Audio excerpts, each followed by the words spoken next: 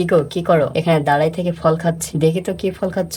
আরে এই ফল কি খাওয়া যায়? এখনো কাঁচা আছে। আজকে বিকালটা অনেক সুন্দর, তাই না? খুবই সুন্দর। আমার খুব ঘুম পাচ্ছে। বুড়িটা ঘুমিয়ে গেল, মাথালে এটা দিয়ে দিই। বুড়ি তো সকালবেলা কষ্টা ফল খাচ্ছিল। যাই বাজার থেকে কিছু ফল কিনে নিয়ে আসি। এই ফলগুলোর দাম কত? 1000 টাকা।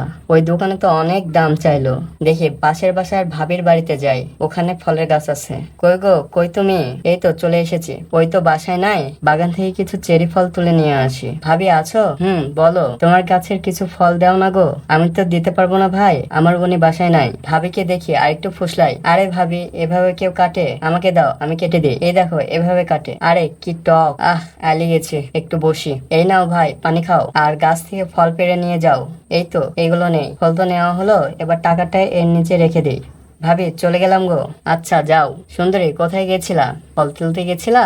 এ দেখো, আমিও ফল নিয়ে এসেছি।